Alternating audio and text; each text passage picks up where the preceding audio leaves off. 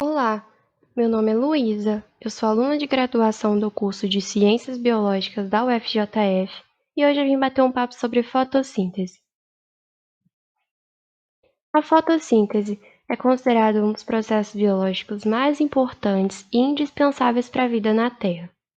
Ela ocorre em plantas, algas e cianobactérias, sendo um processo autotrófico usado por esses organismos para a produção do seu próprio alimento, pois é na fotossíntese que ocorre a produção da matéria orgânica em forma de glicose. Ela é responsável também pela transformação da energia luminosa em energia química.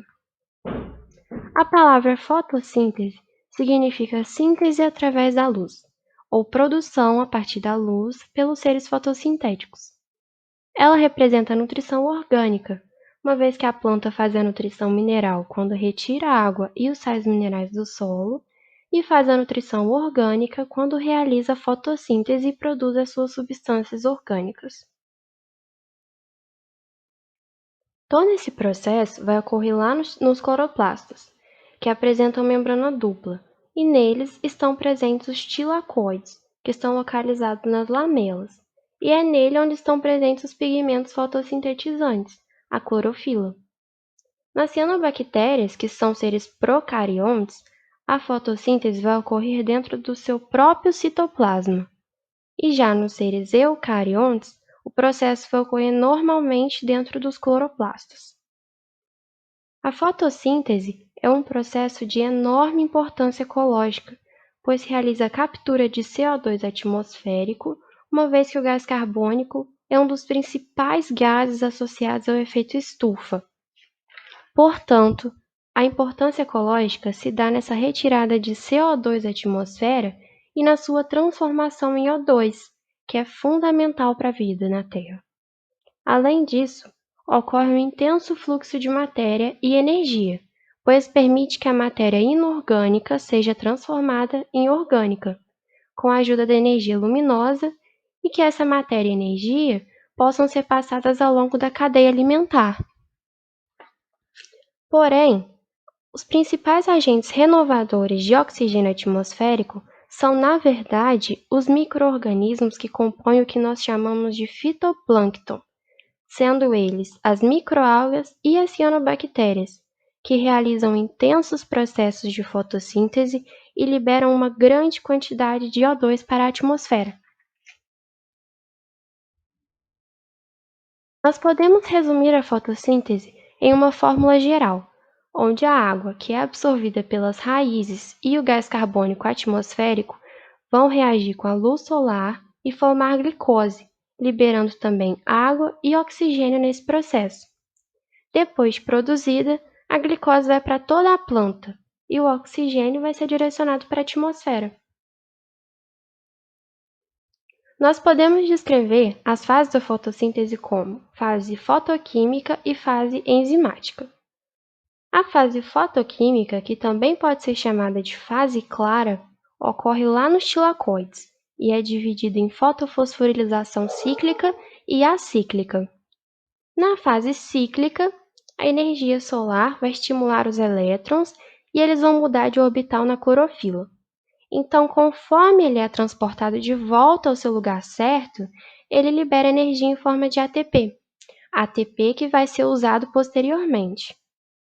Já lá na fase acíclica, os elétrons, ao invés de retornar para sua clorofila, é capturado por transportadores NADP+, que ao reagir irão formar moléculas de NADP. Só que não pode faltar elétron nesse processo, não é? Então, outra clorofila vai ter o seu elétron estimulado pela luz solar, então ele pula lá para aquela primeira clorofila, aquela que perdeu o elétron para os transportadores, só que aí agora outra clorofila ficou sem o seu elétron. E quem vai resolver esse problema vai ser a água, que vai sofrer uma reação chamada de fotólise da água, onde a energia luminosa quebra a molécula de água, libera elétrons para a clorofila que ficou sem, hidrogênio para o NADP e o oxigênio, por fim, vai para a atmosfera. Sem essa reação tão importante, nós não teríamos como respirar, nos mostrando como a fotossíntese é importante para a vida. Na fase enzimática, que é conhecida também como fase escura, usa diretamente os produtos finais lá da nossa primeira etapa do processo, sendo eles o ATP e o NADPH2. Só que agora, além desses dois, nós vamos ter a presença do gás carbônico também. Nessa fase, vai ocorrer o ciclo das pentoses, onde o CO2 vai reagir com a ajuda de uma enzima chamada rubisco. E conforme as reações do ciclo vão ocorrendo, uma molécula de 3 carbonos vai ser liberada. Essa molécula também é conhecida como fosforogliceraldeído, ou pigal. Após uma segunda volta nesse ciclo, uma segunda molécula de pigal vai ser formada. E é aí que essas moléculas vão reagir entre si, formando primeiramente uma frutose e por fim a glicose. Existem alguns fatores que influenciam o processo da fotossíntese. A luz, o gás carbônico e a água são os principais deles, pois são essenciais para o processo e uma baixa quantidade de qualquer um desses três pode diminuir a taxa fotossintética.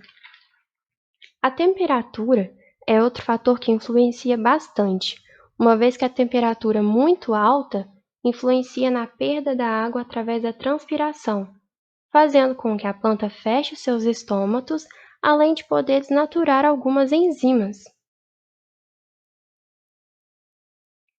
Você sabia que existem algumas pragas que podem afetar a taxa fotossintética de algumas plantas?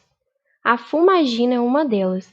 Ela é ocasionada pelo fungo Capnodium citri, que ataca principalmente as folhas, mas pode se alastrar também pelos galhos e pelos frutos. Ele é capaz de recobrir toda a superfície foliar com seus micélios de coloração preta, e é justamente esse recobrimento das folhas pelo fungo que vai reduzir a área fotossintética da planta devido à baixa capacidade em absorver luz e, consequentemente, reflete em menor produção, pela baixa capacidade de produzir fotoassimilados. Além disso, ele é capaz de reduzir a respiração e a transpiração dos órgãos atingidos. As plantas, quando atacadas severamente pela fumagina, podem ter o seu desenvolvimento comprometido. Além disso, elas podem prejudicar a qualidade dos produtos agrícolas, como é no caso dos frutos. A sua ocorrência está associada ao ataque de pragas como, por exemplo, as cochonilhas. Esse inseto produz secreções açucaradas sobre a planta, que serve de alimento para o fungo. Com o revestimento negro evidente na planta, causado pelo desenvolvimento do micro-organismo, ocorre a queda na taxa fotossintética da mesma. Porém, existem algumas medidas culturais conhecidas para o combate da fumagina. Uma delas é aplicar uma calda de leite na área afetada.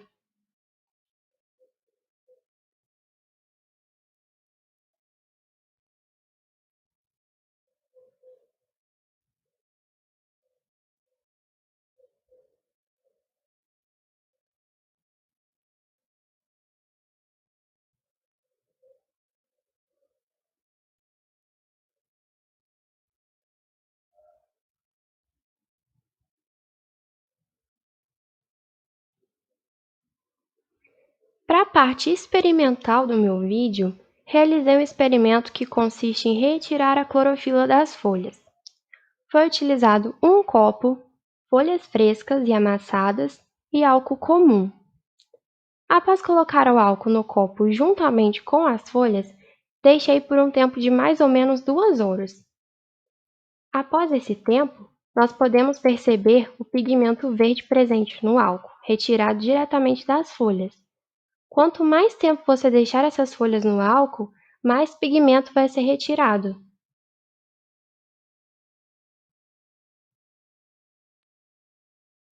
Esses foram os sites de onde retirei o material para produzir essa videoaula. Muito obrigada!